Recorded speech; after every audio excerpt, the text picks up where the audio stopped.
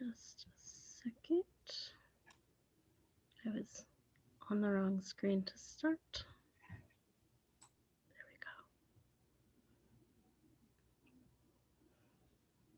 So if you've been on a Zoom webinar before, if you look on the bottom of your screen, you'll see a button for the chat, and you can post comments in the chat, and sometimes Jeannette and I will ask you to do that. There's also a box for Q&A, and you should feel free to post any questions that you have at any time in the programming in that Q&A box. And then there'll be moments as well where we will give you a link and ask you to do something interactive. We have a couple of polls that are going to pop up on your screen and ask you to answer a question. Our normal mode of operating is that we're very interactive. We like to be in a room and sit in a circle with you all, and that's not possible today, but we're going to try to bring as many elements of that as we can into the programming today. So thank you so much, Lynn. And Jeannette, if you want to start us off. Yep. Thank you so much, Lynn, for introduce us. I think that's very good introduction about ourselves, but also about UFE. So thank you. And probably I will be extend a little bit about me from El Salvador, like Lynn said. I left the country about 32 years ago for political reasons. I escaped from the Civil War, a war that was basically sponsoring United States government, putting in $1 million a day, and that money was coming from the taxpayer. You know, it's one the ironic thing, and I ended here to the place that was sponsoring the war. I was privileged to be able to get a visa, and I came to study. I am agronomist, and I came to the University of South Carolina to learn about aquaculture, which is one of the areas that was needed for my, uh, profession to grow. But the reality was to escape from the Civil War. And I was here. I finished the program, and my visa expired, and I was undocumented for a couple years. And I was doing a lot of work, like every immigrant does, cleaning houses, taking care kids from rich families, pick up everything, walking dogs, um, everything. But I was an organizer. I am an organizer.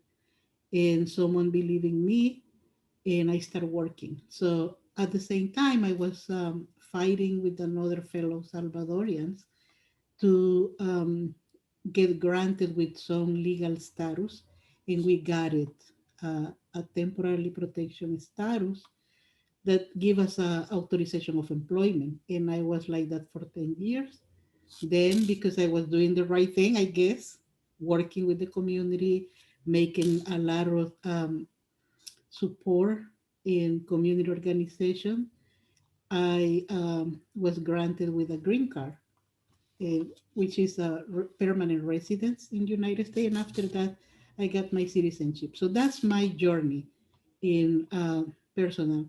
I have 9 kids, um, 5 of them born in United States, and 5 were in El Salvador. So all of you that have kids, you can imagine, don't have your kid for 12 years. That was my story. And it's one story of thousand and thousand stories. So it's real.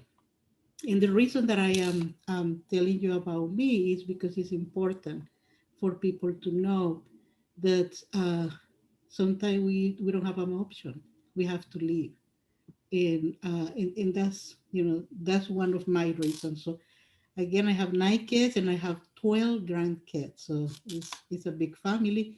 I have been working for United for a Fair Economy for about 20 years. 14 of them, I was in charge of the education team, which is providing workshop, training, presentation, and really putting all the data complicated in a simple way that everybody can understand. And I was before previous UFE, I was working around welfare right issues, education issues, labor and women issues, tenants' right, housing. But something was missing, and I found it at United for a Fair Economy, which is the analysis. If you go to the root cause of all the inequality, you can connect that to the other issues. And that exactly why I still at UFE. And about 6 years ago was a transition, and board and staff, they want to reflect the work that we are doing and need to change the leadership. And that's how I became the director, but I'm still doing a lot of training and workshop and presentation because that's what it is very close to my heart. And it's basically the reason that let me leave my country, educate people about the reality of the economic inequality in their country. So that's me, a little bit about me, and I'm very honored to be in this space and get invited, and even better, having one of the amazing co-facilitators that I have been working with. It's a privilege to work with my friend Elizabeth Pellerito. Thank you so much, Jeanette. Um, I I've lived in Massachusetts. I live up here in Lowell. I've lived here for about 3 years, and I met Jeanette shortly after I moved here at a United for a Fair Economy train the trainer that my boss had suggested I go to. And it was just, she said, I came back and she said, how was it? And I said, oh, it was just transformative. And she said, oh, I've never heard you that excited about something before. And so it's really been an incredible honor to work with and learn from all of the folks at United for a Fair Economy, and it's been really exciting for me to be able to join in with some of their programming um, in my role as director of the labor education program at UMass Lowell. So that program focuses both on the undergraduate students, so a very traditional model of what we think of as education. I teach occasional courses, 4-credit courses for undergraduates. But it also focuses on what we call extension programming in the academic world. So um, talking to workers, going out into the community, the folks who haven't had college education sometimes, don't have access to it for any number of reasons. One of the largest ones being financial. We know that there's a huge financial barrier to higher education for folks in this country. And before I moved into the full-time educating career, I was a union organizer for a number of years. I grew up in the suburbs of Detroit. So I have seen firsthand a lot of the kind of the changes that we're going to be talking about especially over the last 40 years. I've seen them in person very deeply growing up. And I've moved around the country and helped people build unions and sort of build workplace democracy and take charge for themselves. And in this phase of my career, I think I'm so lucky to be able to do the popular education. And when we talk about popular education, we really are talking not just about taking, as Jeannette said, it's not just about taking ideas out of our heads and putting them into your heads, because you already have ideas, you have knowledge, you have experience. So it's really helping people to connect their own experiences to this larger political analysis, and then help people, give them that extra nudge to say, what are you going to do with that? So if you leave the webinar tonight and you say, that was a great webinar, and then you shelve it in the back of your mind and you don't take any further action, we haven't done a great job. Popular education is really about moving all of us to action, from knowledge and experience to action. So again, very glad to be here tonight. Very grateful to Jeannette and to the folks at the Archdiocese for inviting us. I'll just talk briefly about the agenda, and then I invite folks to put their name and maybe their location or their parish in the chat. We're going to ask you to use the chat later, so now is a good time to practice doing that. You just click on the chat button. Make sure you've selected, I believe it says to all panelists and attendees in the to box, and then you can just go ahead and introduce yourselves to all of us so that we know who you are. So we're going to just start. We've done our welcome and our tech tips, and we've talked a little about UFI and our facilitators. So our goals tonight, I'll talk about in a moment, but essentially what we really want to do is understand what the growing inequality and the racial gap, wealth gap look like, why they exist, and then what we can do about it. So in order to do that, we're going to look at some of what we call the signs of the economic times, and we're going to ask you to jump right in. We're going to talk about the difference between income and wealth. We'll talk about the root causes of inequality. We'll talk about some of the actual rules, what we call rules changes, policy changes that have happened in our history, in our recent history, that caused this gap to keep growing and growing. And then we'll talk about our theory of change and what we can do about all of this. So I'm going to take a look at the chat.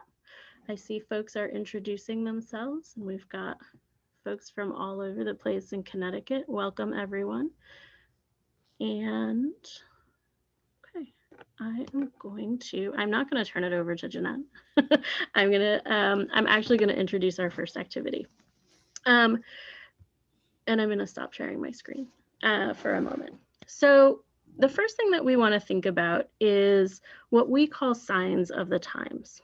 So when you're walking around in your everyday life, when you're going to work or going for groceries in your community, going to church, what are the things that you see in your everyday life that tell you how the economy is doing?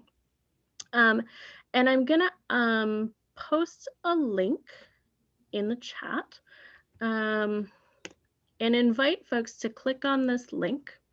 It's to a site called a Padlet. And you all should be able to take any of these little sticky notes and just double click on them and then start typing. So I've entered one as an example. When I drive to my office, which is about 2 miles on the other side of town, I have to cross a bridge to get there. I can see a small kind of tent city that's popped up on the banks of the river near my campus where there never used to be one. And so that's a sign for me just on my daily commute that's very hard for me to ignore, that says that tells me something about how the economy is doing. So I'm going to post that link one more time in the chat, and I invite folks to click on it. If that's difficult or not coming up for you or anything like that, that's okay. Don't sweat it. You can also just type your ideas in the chat and we can transfer them to the sticky notes. So I will share what this looks like, and we've got some folks updating already. And we're just going to give you a few minutes to type out your ideas. So what are the signs that you see in your life that tell you how the economy is doing?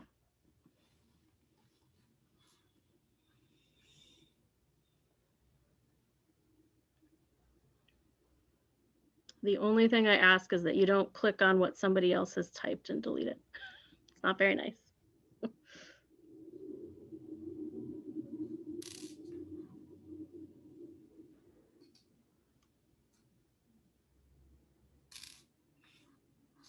And again, I'll just say, I see a lot of folks entering ideas. If it's confusing for you or you can't get the website to come up, just post it in the chat. No big deal. If we were in a room together, we would have a wall and we would give you all sticky notes and ask you to write on them and stick them up on the wall. So we're making do. We're finding alternatives. Another growing tent city. Great.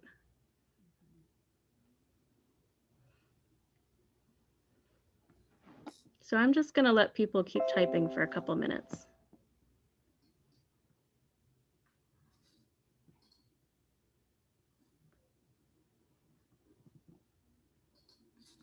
And I hope you can't hear my cat snoring in the background. She started snoring very loud.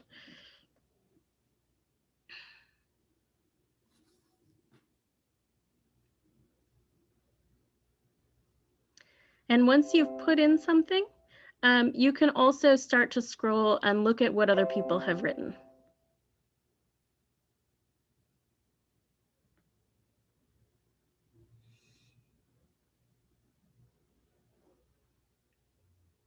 I see a lot of things that happen in Lowell too. People standing by traffic lights. People looking in the food pantries are uh, the overcapacity. Yes. A lot of Tesla cars on the road. That's an interesting one. Homeless folks in tents. I apologize that it's pinging with, I apparently didn't turn off the notifications. People having trouble buying everything that they originally picked up. More reliance on government assistance. Increasing numbers of unemployment claims. Yep. Thank you, sister. I see visited a mall recently and found stores that have been closed, friends who are out of work. Yep. Increasing number of Tesla's car. That's very interesting. I think that one's interesting too. I understand they're not cheap. I know. How old the cars on the road are. People standing at the traffic lights. More requests for charitable contributions. Yep. You've done very well. You've filled up almost all of the stickies. Seeing tents in the woods, seeing lots more families at the food pantries. Here's another interesting one. Many homes sold at or above the asking price. Lots of cars and new car or few cars in the mall parking lot. Yep. Okay. People asking for help. So we're seeing a lot. We're seeing a lot of impacts, particularly in the past year, having to do with people needing immediate help. So lots of people on marketplace free groups on Facebook requesting necessary items for life. We see folks coming to food pantries, asking for money, asking for rent. And then we also see a lot of kind of depressing markers. And then we also sometimes see things like houses selling at much higher costs or selling above market rate. I imagine down in Connecticut, you probably see quite a lot of this as people are moving out of the city during COVID. We see like nicer cars on the road. So we're seeing kind of a polarized set of impacts. We're seeing some people doing really, really well. And then we're seeing a lot of people who are having a whole lot of trouble. So I'm going to pass it over to Jeannette. And if there's anything that really stands out for you, Jeannette, feel free to name things. I think it's really helpful for us to see kind of just the very stark signs that we often just drive by and don't think about. Right. There are a couple also that there are in the chat that is friends out of work. You know, that's another activity that we always do when we are physically like something that we have in common, and we ask how many of you, you know, step forward if you have a friend that has been losing the job in the last 3 months. Usually everybody do the step forward because everybody, a lot of people are losing their work. Also, there are ones here that I visited a mall recently and found few stores have been closed. That's another thing. So this is a pattern that has been even before the pandemic. There are specifically in areas where there are concentrating people of color, immigrant, low-income workers, that you see more and more houses in foreclosure. You see more people with no health insurance. You see people struggling, even sending the kid to school with no breakfast. They are just relying on lunch at school. You have been seeing how the seniors are not protected. And this is a sign of the economic time that, like you said, for some people is working, but for the majority is not working. And something that I was I would like to connect this sign of the time with a very clear two factors, which is the income and wealth. And this is something that we will have like kind of conversation with Elizabeth, because that's what we are doing, pretending that we are face to face. So what is coming to your mind, Elizabeth, when you listen in the word income? Mhm. So What is when I income for oh, you? when I think about income, I think about getting a paycheck for me. And I'm one of those folks who's been impacted by the pandemic. So for the past 8 months, that also meant instead of getting a paycheck, I was getting unemployment checks. I was on furlough from my work. So for me, income, I think about anything that's coming in. Um, and I'm lucky because it's a paycheck. It comes from the same place. I'm very lucky because it's coming again. Um, but a lot of folks don't get a paycheck from the same place every week, and so they're maybe what we would call gig workers or temps. So a lot of folks do jobs here and there, and they get paid. So they're getting paid different amounts at different times. And then I think there are some people who have other kinds of income um, that I don't have access to or have never had. Like I'm sure that there are some people getting income from renting out apartments, for example. Um, what else am I missing from the income pot, Jeanette? Yeah, well, there are other sources, like, there are retirement Oh yeah. income, there are public benefit income, there are unemployment check, like you explained it. Um, and there are other, like you said, there are capital gains, there are investment money, is, you know, and all those uh, income that we don't have access, but we know exist, which is people with a lot of money that they are getting their money, getting interest, and is a way to income as well, Mhm. accumulate more and more. So, what about wealth? So wealth, I think it's funny that you say interest because that's always the one that I forget about or that I think of in negative terms. Like, oh, the interest rate is really killing me. So when I think about wealth, for me, it's what do you own and what do you own outright versus what are you still paying off? And then how much money do you owe? So your wealth is really like what you've got in the bank. Um, and so, I used to like to joke that the most expensive thing I owned for a long time um, was my vacuum cleaner. That was, my source of wealth for a number of years when I was very precarious, that like I had bought a vacuum cleaner and it was like literally the most expensive thing that I owned. But it could be a house. But again, a lot of people also have mortgages, and we'll talk more about that. What other kinds of things come up for you when you think of wealth, Jeanette? Well, I will love to invite people.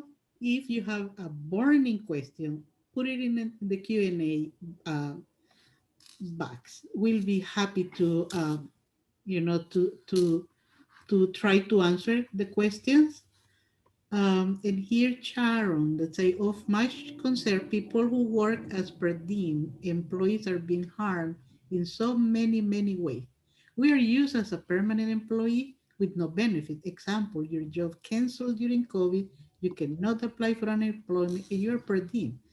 Absolutely, absolutely. And I think, back into wealth, we all, sometime when I work in the communities, especially they value other type of wealth. But in this specific case, we're talking about financial wealth, and it's kind of tricky because people asking me also, so if I have debt, do I have wealth? And I say, yes, you have, but it's a negative wealth. So that is something that is important because also people say I have a house, but they just bought a house a year ago, and I say, well, probably it's only the door is yours, because it's how you are accumulating uh, for years is what you are getting your house. In reality, if you have a year, still is from the bank, it's not yours. And it's important for people to understand. And I think that's why we have a very good graphic that Elizabeth will share. And here's a question. In many ways, low income workers are not able to build wealth, assets that they own because of the high cost of living and the stagnant level of wages. Correct. That's definitely it is one of the cases. Here's one of our trademark, like I said, that is there are people still sometimes that is confused between the difference. And here you can see it is very clear. What is the difference between income and wealth? Think of a running stream that flows through the lake. Income is the money and assets that flow in the lake. Expenses are the money and assets that flow out. If there's anything left over, that's your net wealth, which is here. It's very clear. It's coming, it's leaving, whatever is in the middle is yours. So, uh, yeah. So I think that is what is income and wealth, and we're gonna put it in a perspective on numbers. I used to be people were able to get interest from their saving account. The bank wants you to use your credit card. That's correct. That's another thing. It's like in order to have like a good credit, you've been forced to be in a credit card, and it's how the credit card debt is coming. So this is one of our other activity that when we are doing face to face, instead to have this graph, we have a human graphic. We ask people to walk in to do the walking quintiles. And what is basically there are 5 quintiles: the bottom, the second, the middle, the fourth, and the top 20%. In the mind of the economists, they put in line all the family. This is a real income family. So the family in income could be 1 or 2 people, or sometimes even 3 people. So what they do is like divide in 5 equal pieces. Those are the 20%. So the bottom one is people that are, do we have the numbers? We don't have the numbers, right? Oh, hold on. I think my screen is just cutting it off, possibly. So let me see if I can reshare it, but not make it quite so big. Yeah. And Uh, for people to have a better understanding, where is the bracket with the numbers? let's see. Do we have? We actually don't have the numbers on there. Oh, okay. But I will just put that back on. Yeah. So this version doesn't have the actual numbers on there. Hmm. This is these are the new the new graph that Mhm. uh, I guess Richard put it in together for me. Better tell Richard. Yeah, he was the thing is he was doing um, the update, so Oh, that's why he doesn't know. But I'm pretty sure I have. Yeah, he doesn't have the numbers. You're absolutely right. So mhm. I own people that. Um, yeah, we have one, but it's an old one from 1947 to 1979. I Yeah, could pull that one up if you would like. yeah. I think because I think it's important for them to have. Sure. It'll take me a second to find it, but I have the I think I have it pulled up. Yeah, so I think it's important for because people understand where is the bracket they are, and for example, in the 20%, I believe it's from 0 to $27,000 a year. And a question that I always ask is like, who are in the bracket? What type of work these people are doing? The majority are women, single women, women of color, and they are in a in fast food industry, in restaurant industry, and sometimes it's a mom and a child. So I believe that is in the bottom 20%. The second one I think is until 47%. Uh, but again, it's a family income, it's one or two people. And the numbers that we used to have are national. So, for example, in Connecticut, is a different, there are different numbers, but you can have a better, sense of how it is as national level, so you can figure it out how it is. One of the things that I know in Connecticut is one of the states that are more inequality uh, for some reason. And then we have the middle one, which I don't want to make it up. I know that only those two that are, I believe, are closer. The middle is 7%. Yeah, Yep. but how much it is the income?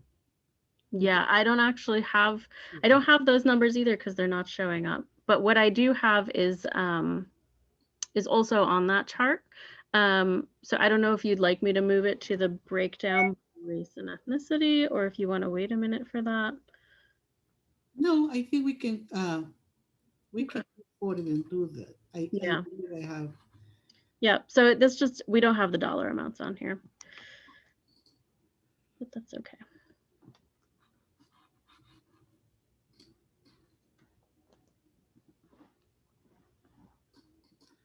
I do have it. You do. Yeah, but mine are old. Is from 1979 to 2012. So I think that's where we are losing uh, the, the, Yeah. the numbers. But for you guys to have a better understanding is the bottom 20% during the 1979 to 2012 was from 0 up to 27,794. By then, the family income were they were not growing, they were losing money, losing income, and they were minus 12%. The second 20%, the income was between 27,794 until 49,788. And I asked people, who's making that amount of money and doing what? And it's when we have the conversations like probably secretary, entry position, and a single mom, and maybe a kid, or maybe a partner. Then we are going to the middle 20%, which is 49,788 until 76,000. Um, what kind of job does people?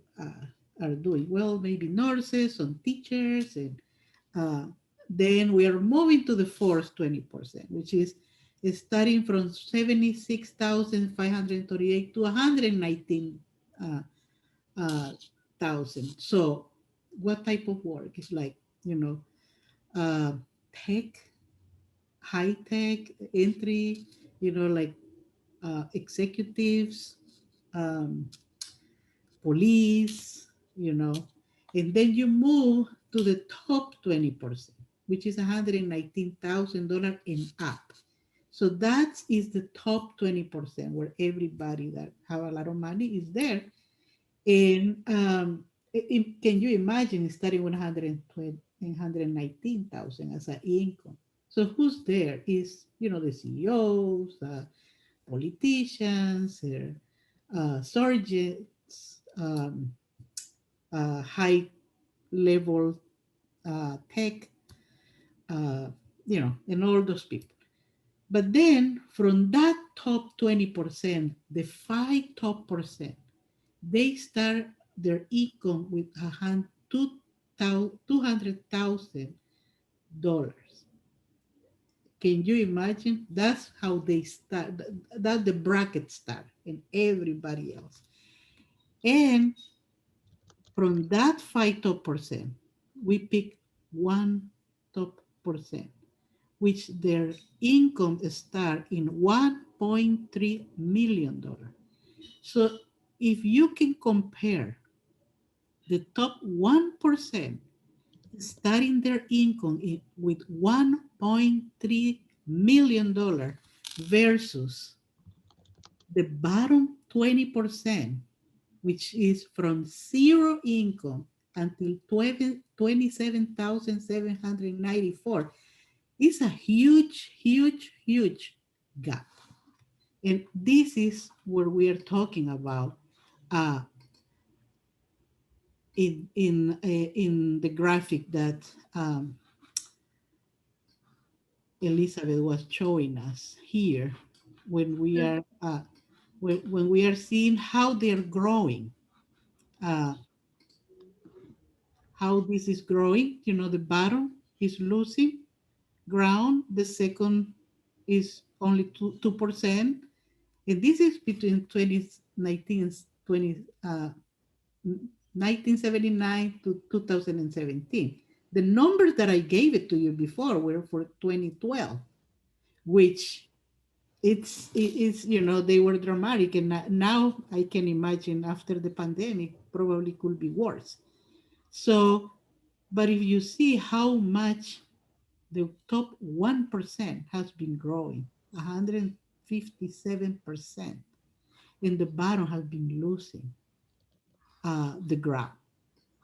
So let me see if there are. Sharon had a question that says, is this just an employee with one job, or is this yearly income with a person working more than one job? And so this is the family. It's a family and could be several jobs. Yeah. Yep. And it's just an income, and it's annual income, but it's a family income, and could be, like I said, it's one or more than one person that is bringing money to the family, and could be several jobs. Yeah. So, uh, So I think, do we have a poll question to pull up? yeah, I think so. So Lynn, if you could pull up our first poll question, and it's going to be here on the screen.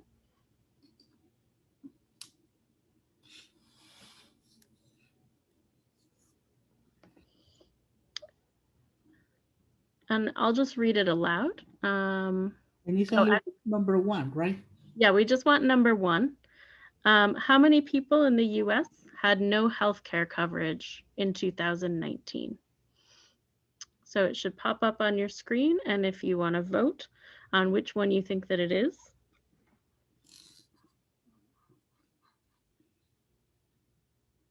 And then you scroll down and hit, it might force you to vote on all three, possibly.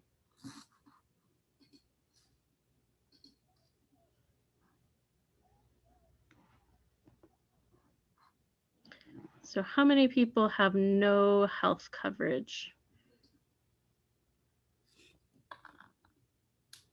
in the US in 2019? 46 million, 8 million, or 26 million?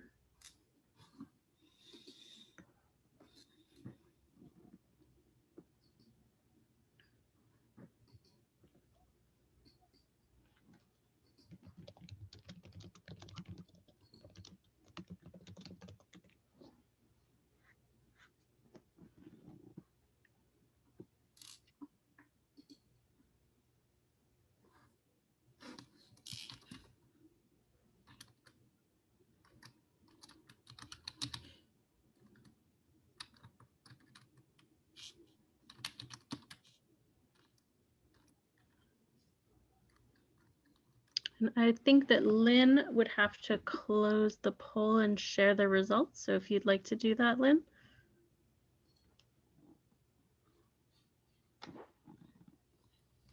Or we had folks vote on all of them. That's okay. Okay, so it looks pretty evenly split. And strictly say A, B, 8 millions. So we have one more person. Yes, we'll add one to the number of 8. Thank you. And so the answer is actually 26 million. 26 million folks did not have access to healthcare in 2019. And so we're going to continue to share some pieces of these. And it looks like folks went ahead and answered actually all of them. So we're going to come back to the rest of the poll questions in a few minutes. Okay. So Jeannette, did you want to dig in a little bit to these, or just let me know when I should switch the screen share to the video? Maybe we can check it out with the video and then we can come back to here. Good. Yeah. This is always the problem for those of you who have done a lot of Zoom when you have too many windows open. I've turned closed captions on the video to make it easier. And so this is a video that's going to be about, maybe we're going to watch maybe the first 5 to 7 minutes. That's going to give us a little bit of grounding for why those numbers are the way that they are in a historical sense. So press play.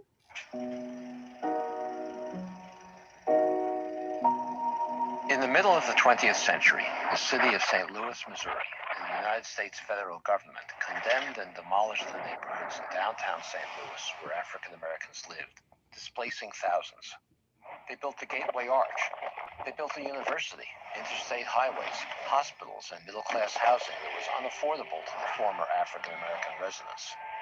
Those who were displaced then relocated to the few other places available, converting inner-ring suburbs like Ferguson into new segregated enclaves.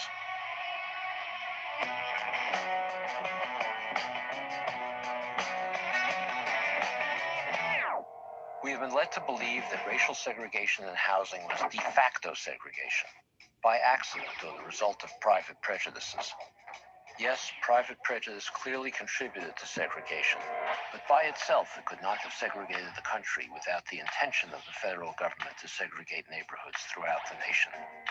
If, however, we understand the accurate history, the history that was once well known but we've all now forgotten, that racially segregated patterns in every metropolitan area like St. Louis were created by de jure segregation, racially explicit policy on the part of federal, state, and local governments designed to segregate metropolitan areas, then we can understand that we have an unconstitutional residential landscape.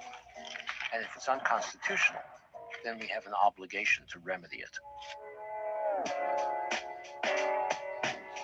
The federal government and the New Deal of the Roosevelt administration of the 1930s pursued policies in the mid-20th century that segregated metropolitan areas. One important policy was the first civilian public housing program, which frequently demolished integrated neighborhoods in order to create segregated public housing. In the late 1930s, another New Deal program, the United States Housing Authority, was adopted. The very first projects built under the United States Housing Authority authorization were in Austin, Texas, because the most aggressive proponent of public housing at that time was the congressman from Austin, Lyndon Baines Johnson. And Johnson got the United States Housing Authority to put its first projects in Austin, separate projects for whites, for African Americans, and the project for Hispanics. The project for African Americans was placed in a location that the city plan of Austin had designated as a ghetto for African Americans. The United States Housing Authority and the local Austin Housing Authority demolished something called Emancipation Park, which was a celebrations location for the abolition of slavery.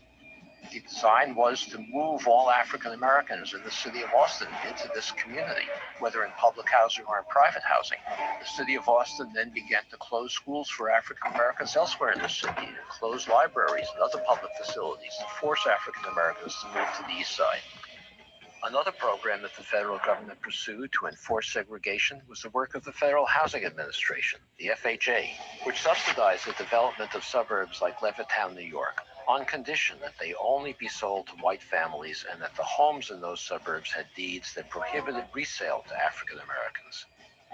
The Federal Housing Administration's underwriting manual said that inharmonious racial groups should not be permitted to live in the same communities, meaning that loans to African Americans could not be insured.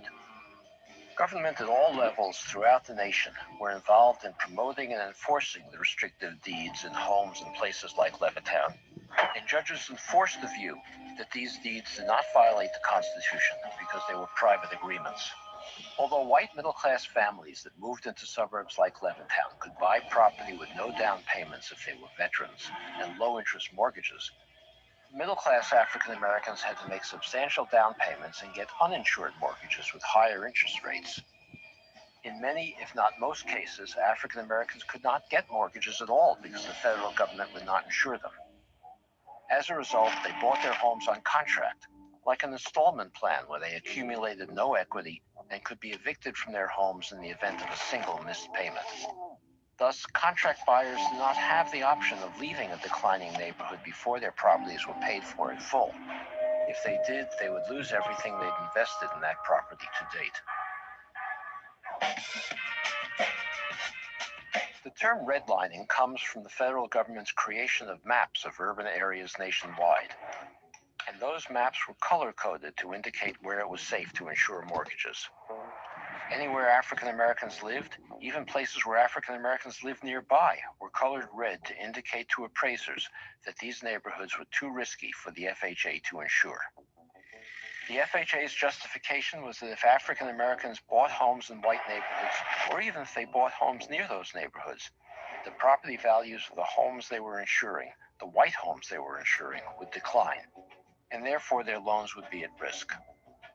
In 1940, for example, a Detroit builder was denied FHA insurance for a project that was near an African American neighborhood. He then constructed a half-mile concrete wall, 6 feet high and a foot thick, separating the two neighborhoods, and then the FHA approved the loan. In the 3 decades during which it administered this policy, however, the agency never provided or obtained evidence to support its claim that integration undermined property values. In fact, often racial integration caused property values to increase because African Americans' housing supply was so restricted and they had so many fewer choices. If African Americans had access to housing throughout metropolitan areas, supply and demand balances would have kept their rents and home prices at reasonable levels. Without access, landlords and sellers were free to take advantage of the greater demand relative to supply for African American housing.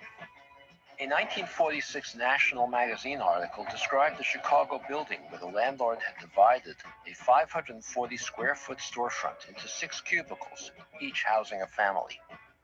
He had similarly subdivided the second story.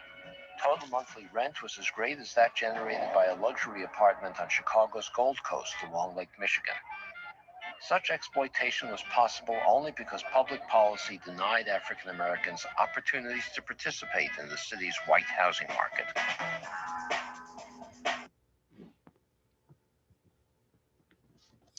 So there's more of this video. I will put the link in the chat, and I encourage everybody to watch the second part of the video. So, what are your reaction to this short video? Because we're gonna see some of the rules and policies that has been fueled the economic inequality, and specifically around different community, by race.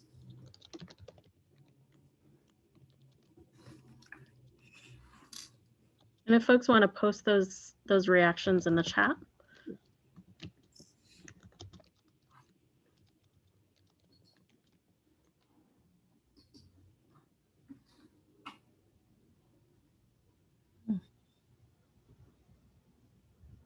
Yep, that's part of the situation. That information is in reality it's not kept secret. It's like um, it's just for academic, for people that they believe they can understand, but we understand because we are in the community. We know our people. We see how people are struggling, especially in our neighborhood. So, and sometimes we are trying to figure out why these people are not advancing in the economic ladder, because there are policies that have been made long time ago and still is going on. And this is basically our job at United for a Fair Economy, is like bring this information for people to know that are there, that exist. And if this has been made, we can change it. But in order to change it, we need to know that exists. You see,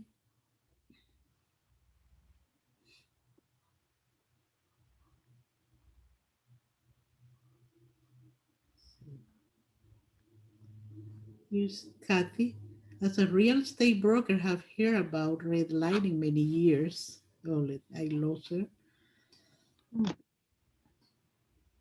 see.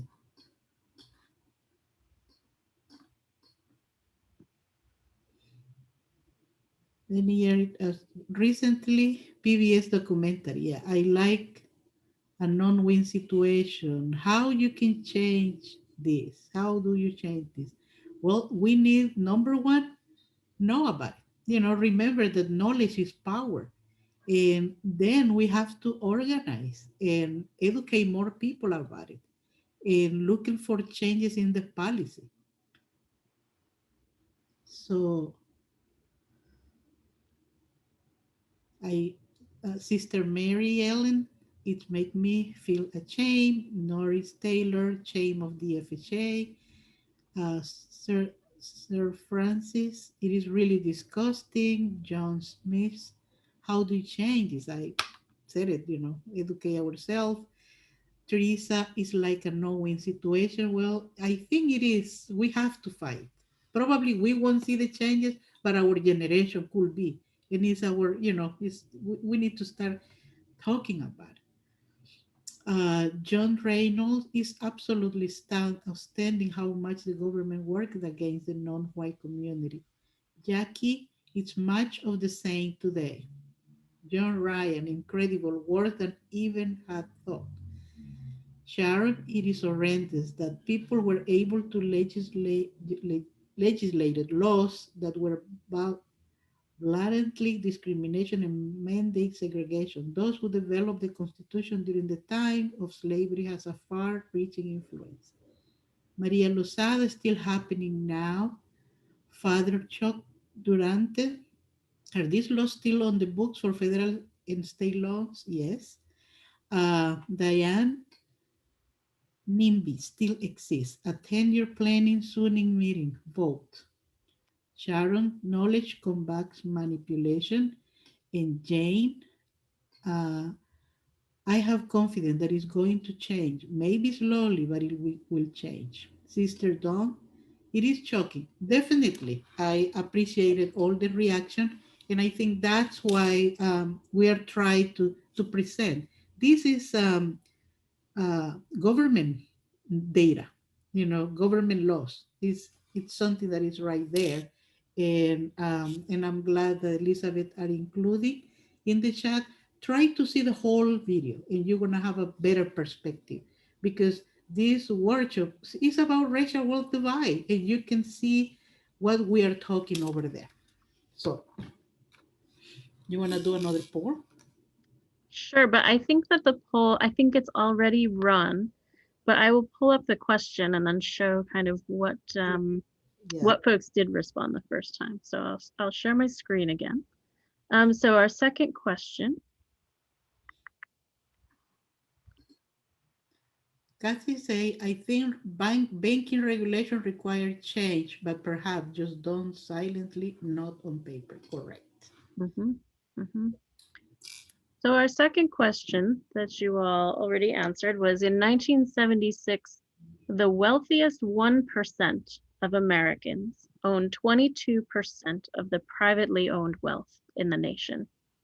In 2016, what percentage of all privately owned wealth did the wealthiest 1% own? So how much did it change between 1976 and 2016?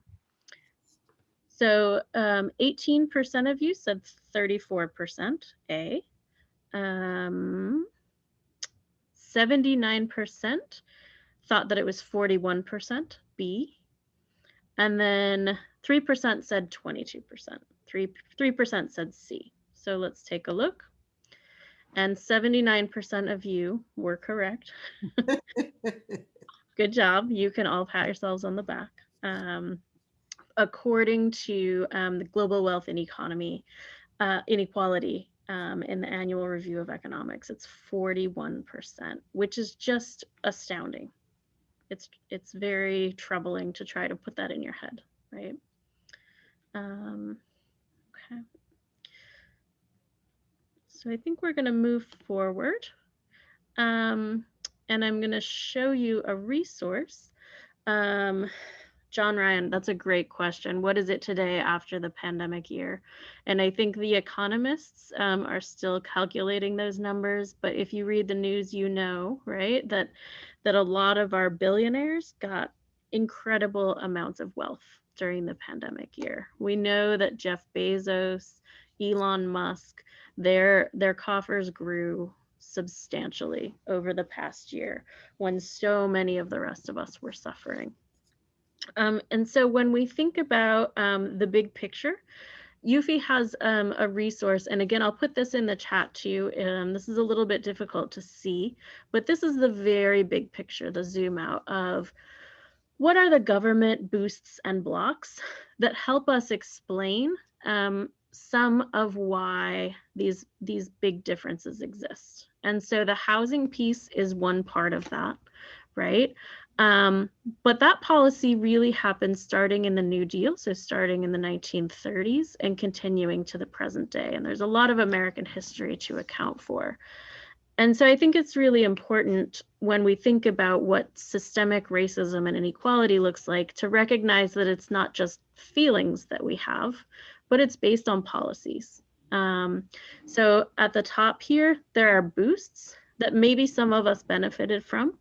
There are things like, you know, land grants, who gets to own land, who gets to claim land. And we know that Indigenous people lost land on the other side of that. A lot of the boosts that we talk about up here are about immigration. Who comes into our country, who is allowed to work, who is allowed to support their families, and who's not. And then at the bottom, we have blocks. And a lot of us have experienced maybe some of these blocks.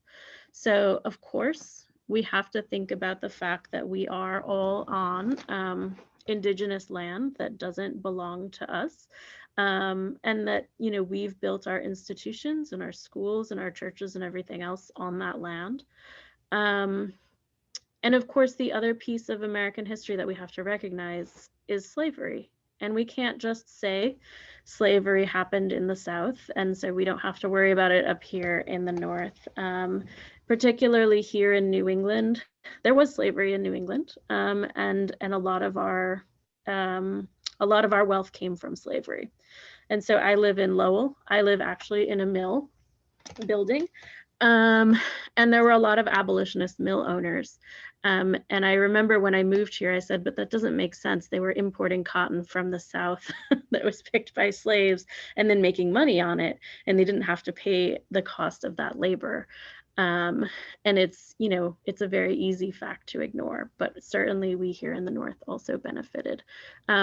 We talk about the Chinese Exclusion Act, the annexation of Puerto Rico, and then we start to see redlining, mass incarceration. So all of these policies coming together, and we could talk a lot more about all of these things. But it helps us to put some of the pieces of the puzzle together about how we end up where we end up. It's not a coincidence. And so, Jeannette, I don't know if you want to talk about the guy on the escalator. I Well, love it. yeah, these are some policies that are in the timeline that Elizabeth just showed you, but this is a very concrete one. When I'm talking about the ladder, the economic ladder, and who can get up and who stay. This is several policies: homesteading laws, social security, FHA loans, the GI Bill, and the free college, and home mortgage interest deduction. That something that I remember when I started working for UFE. I was working with students to try to find out information about the GI Bill. Um, that we can't find anybody uh, of color that was benefit. And I was like kind of frustrated with the student, and the student was freaking out that I feel frustrated. And I was like, but why?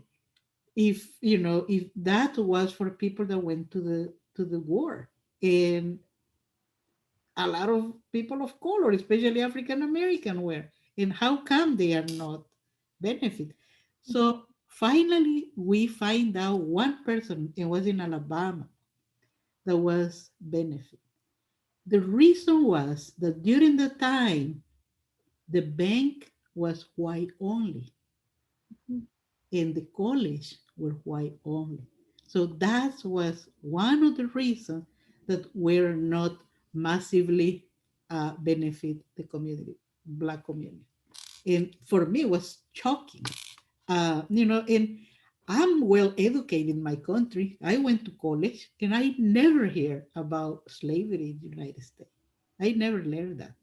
I learned other things like, the great Kennedy president and Harvard and, other things, but in the Yankees, that I'm Red Sox, but that's something that you hear and you learn at school, believe it or not, but you never hear these things. So for me, it was shocking to find out how screwed has been the community, the Black community, since the beginning. So, and we can see let me see, I think there are some. And add Medicare to the list. Oh, yes, Kathy, thank you.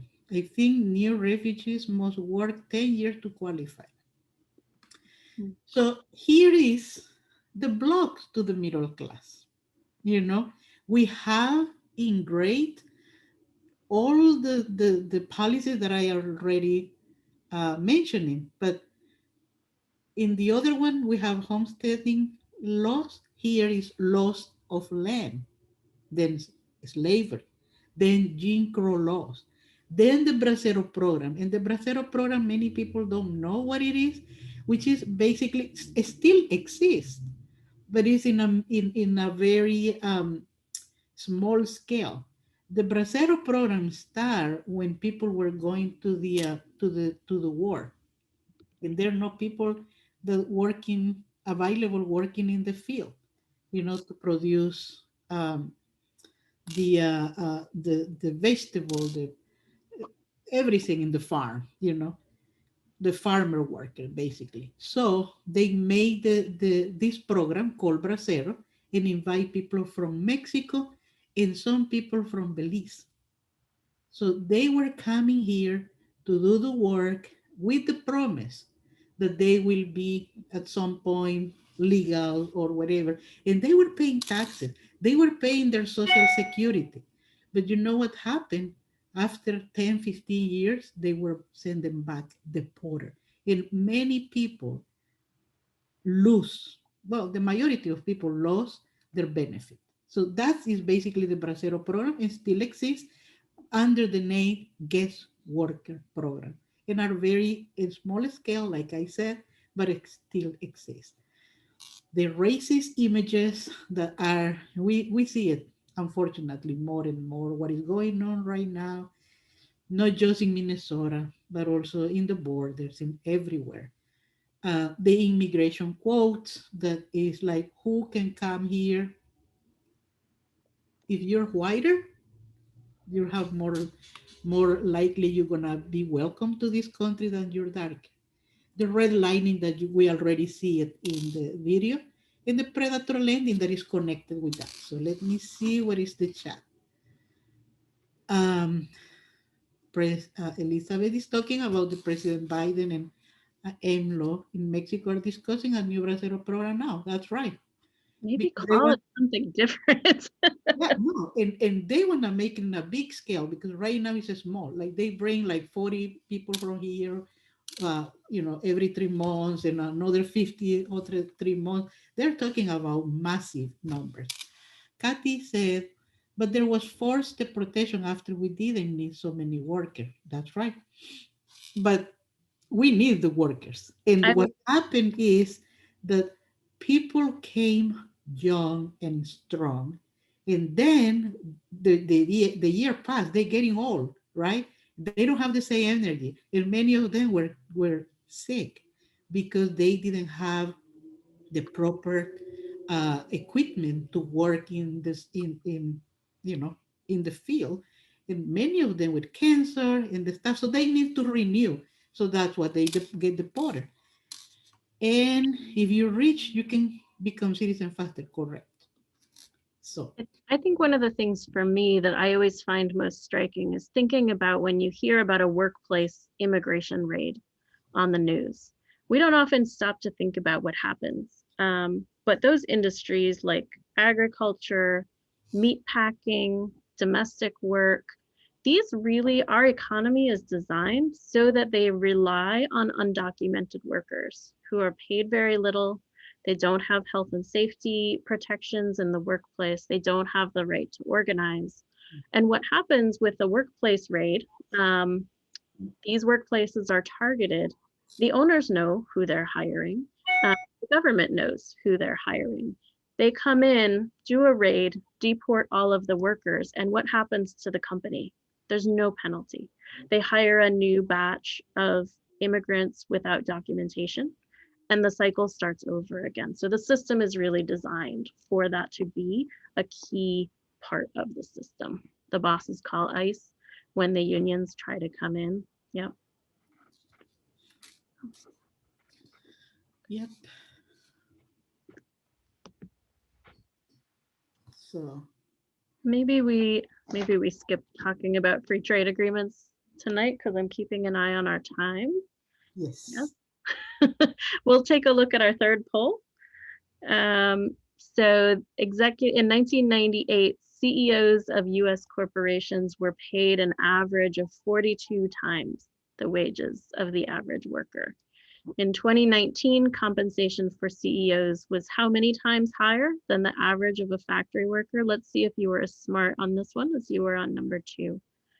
So 41% of you said A, 320 times higher. This one was a little bit more evenly divided. 24% said B, 79 times higher. 35% said C, 180 times higher. So the folks who said A, the majority had it once more, but it was a little bit closer this time, 320 times higher. And during 2019, CEO compensation grew 14%, an additional 14%. And we know that it continued to grow during the pandemic. And here is the question that I have. If you see that a CEO is making 320 times that a factory worker, and we are having a debate to having a minimum wage of $50 an hour. So, uh, what a difference, right? We talk about economic inequality, correct? So, why we have to do that? So, I think it's you, right, Elizabeth? Yes. So, um, so when we think about the trends, I think a lot of you have already sort of mentioned a lot of these things in the comments.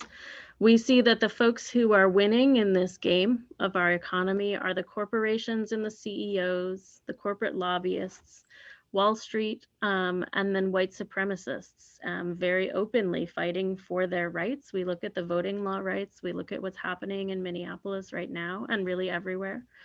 And then who comes under attack? Who's getting fought back over and over again?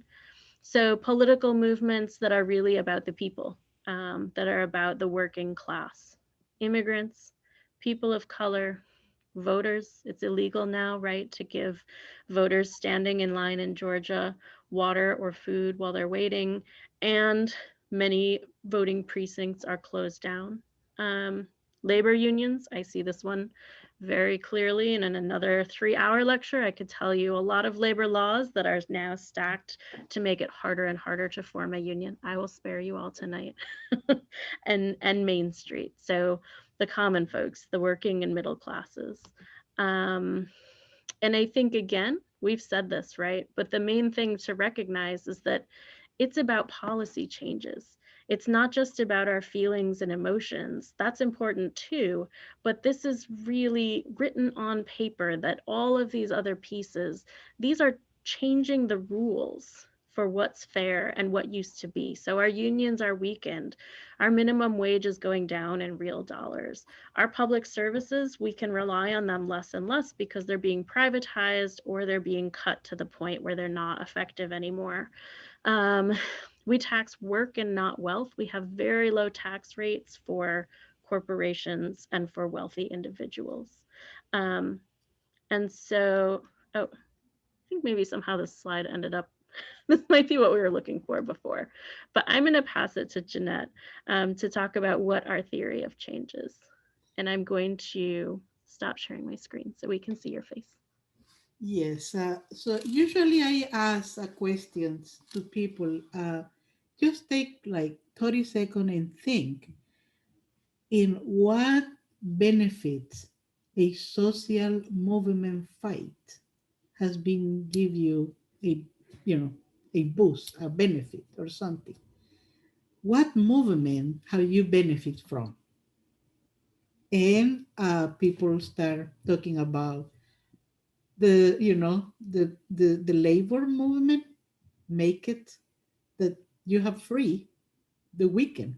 In reality, there are a lot of people that work in the weekend, but was something that was a fight, was a struggle to get that. The right to vote. That was another big movement,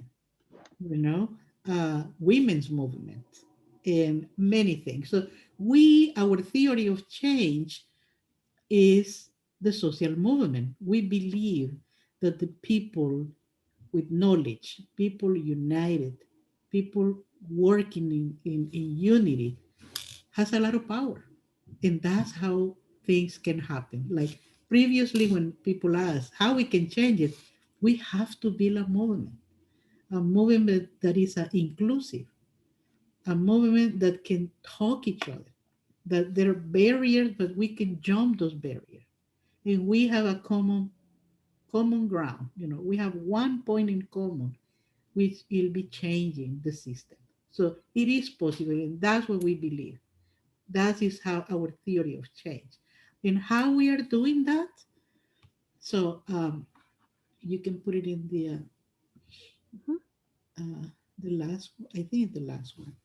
Yep. This is what we believe. How we can our strategies for a fair economy, educate and change the conversation. I think there are a lot of people that are relying on the media and the media is giving us what they want to give us.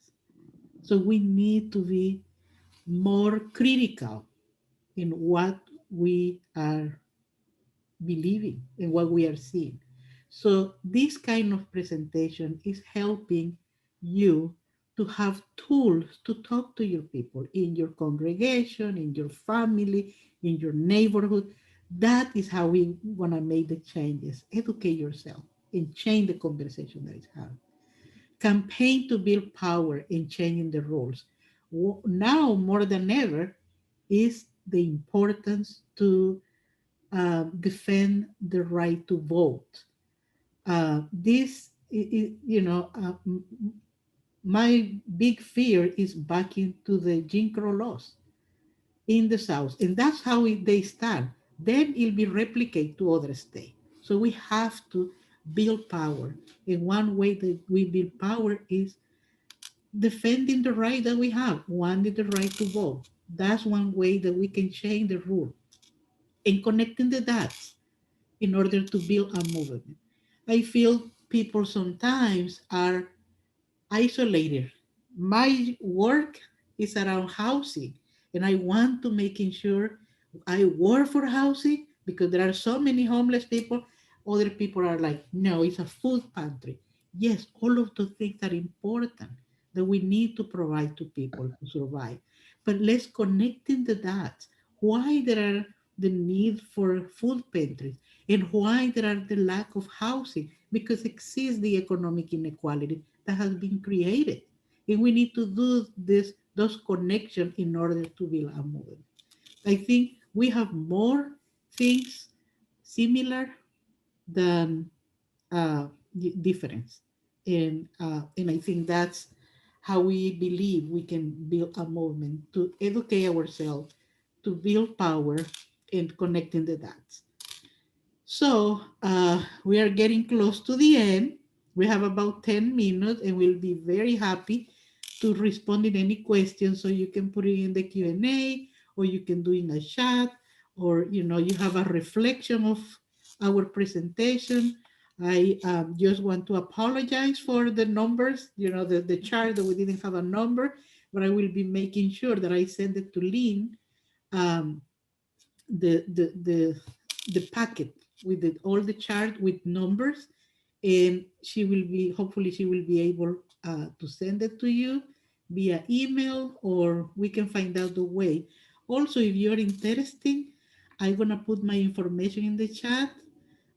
Contacting me, I'll be happy also to send you the material. We're in that process to revamp data because we have old data, and with the pandemic, many things have been changing, and we want to be um, relevant for people. So, So Father Chuck says, can you share the charts and sources? And yes, we will. We will make sure that you have them and that you can use them yourselves.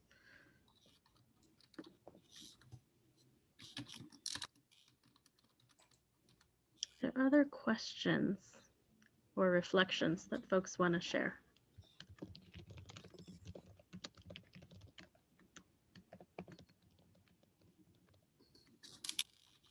See a lot of thank yous coming up on the chat.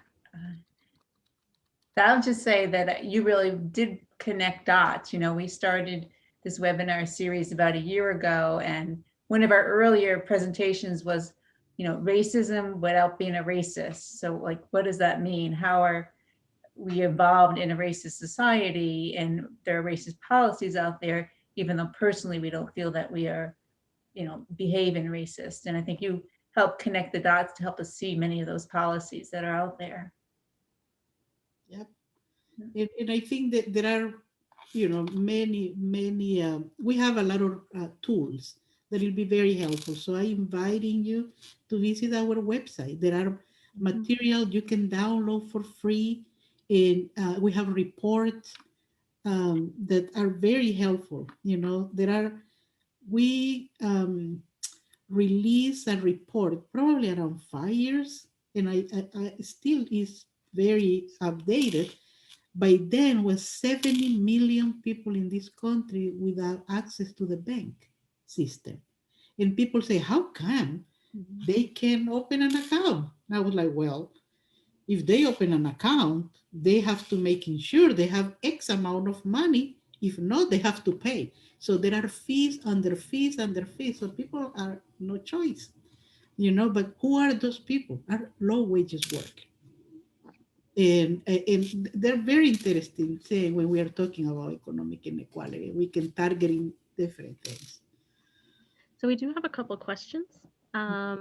So Sharon says, how do we get to the point where the wealth at the top of the ladder, example, CEOs of hospitals, is not enhanced repeatedly, and the burden of that expense is put upon the lower workers? It's a great question.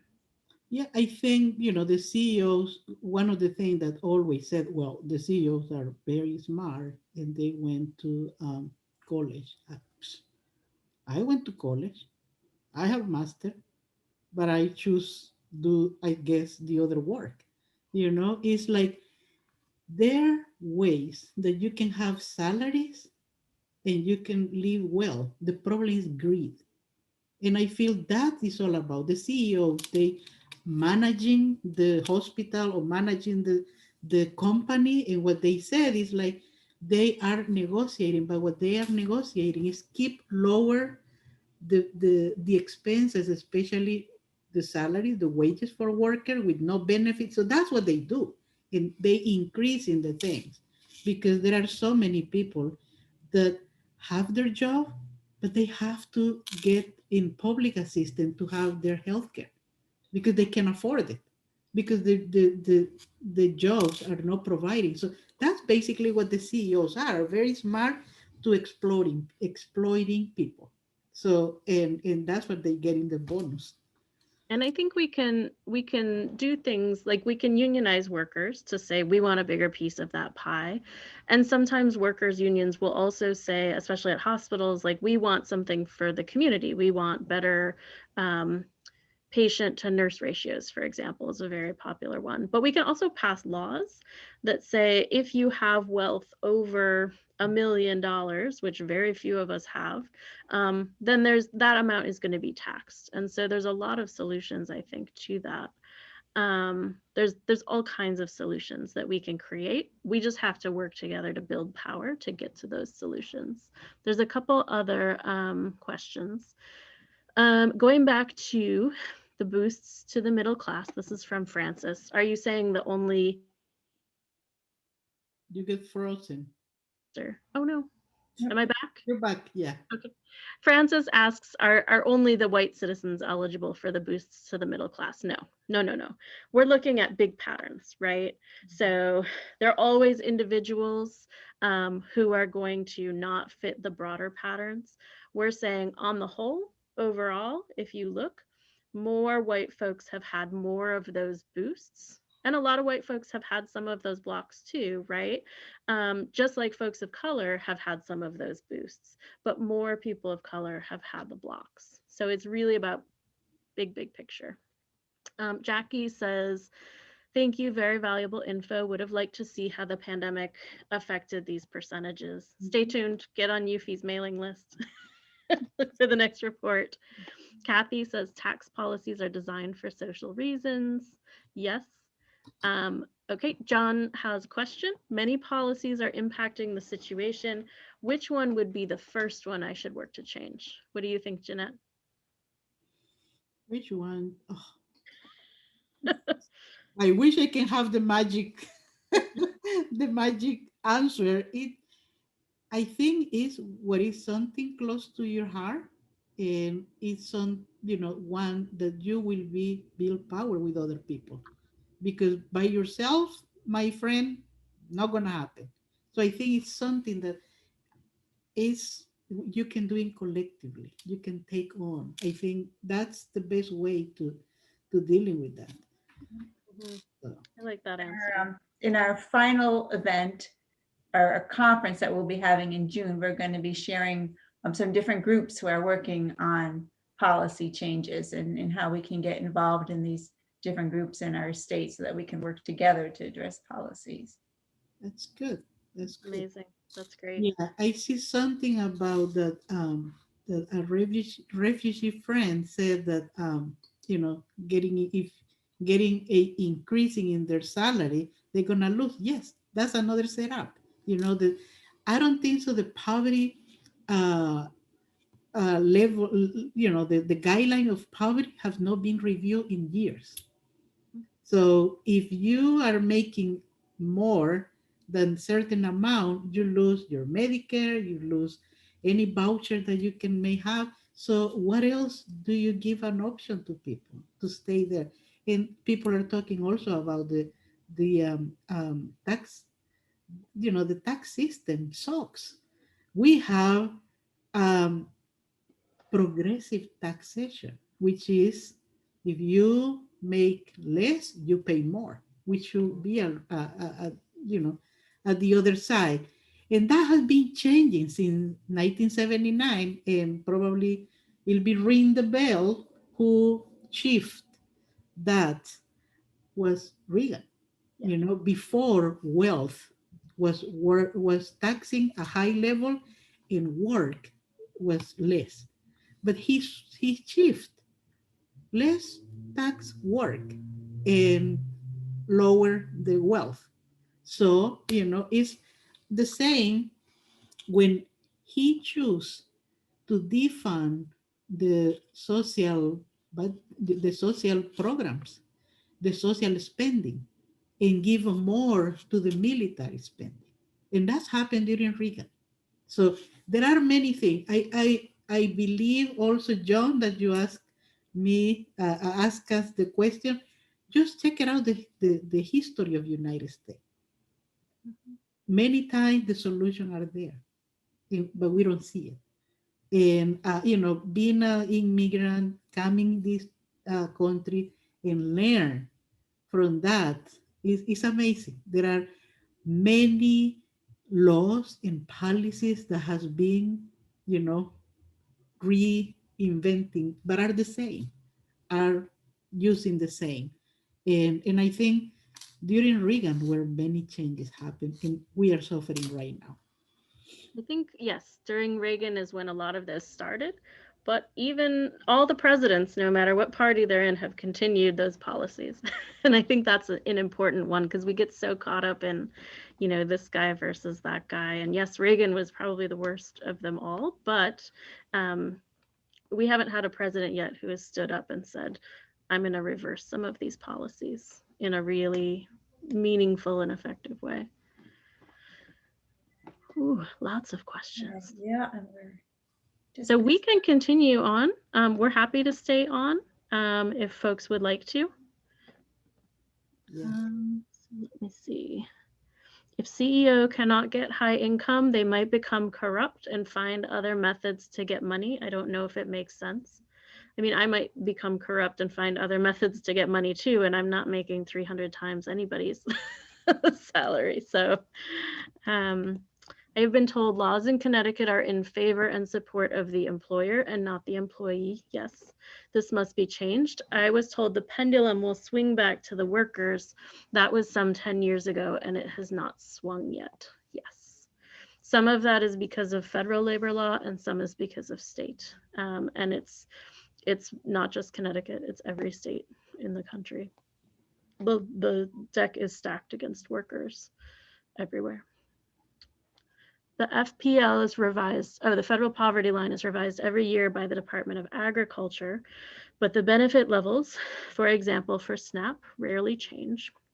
Some work incentives are built into benefit calculations. For example, a certain percent of earned income is discounted. The real problem is that we do not see medical services, let alone the ability to eat, as a fundamental right.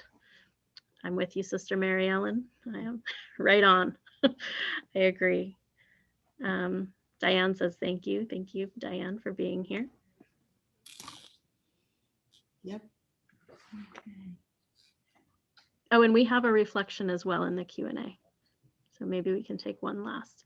It is striking to me that the push against the $15 minimum wage is often presented as a struggle between workers and Main Street. Your data shows that the struggle should be between the bottom 99% versus the 1% that own 41% of all privately owned. How do we change policies when our elected politicians tend to belong to at least the top 5%? It's a great question and reflection, Daphne. Thank you. Yeah, and I was got interviewed by one student at BU that is doing her paper around the minimum wage. And she asking me, why do you think? And I say, I want to be honest. I will love that those politicians have a salary of $7.25 an hour. If that happened, I think they will not change their mind. But I don't think so. They never have been struggling like everybody else. And she was like, I didn't thought about it. And I said, oh yeah. It's, we need politicians that are reflecting our values. And I think that's what is not happening right now. But it's a very, very important reflection. And I think campaign reform is part of that too, because the way that money goes into campaigns means that those very wealthy will just keep getting elected again and again. Some more thank yous in the chat. Maybe this is a good place to wrap up. Probably a good place to wrap up, and thank you both again. And see so many people in the chat really saying that they learned so much. So that's really helpful. I mean, we wish we could have been in the room together, but thank you for being in this virtual room with us. I do want to make an announcement for our next webinar, which is on May 12th. And this webinar is going to be co-hosted by the Catholic Extension. It's going to be a little bit different than our past webinars. We're going to be on kind of a virtual immersion experience and visiting with Native American peoples and learning a little bit about their culture and how racism associated with the Native American culture. So please register for that. That's May 12th. And know that we are putting our plans together for our annual conference. Will be on June 5th. More to come on that. But for now, thank you again, both Elizabeth and Jeannette, for joining us. Have a Thank good you so evening. much, Thank you so everyone. much.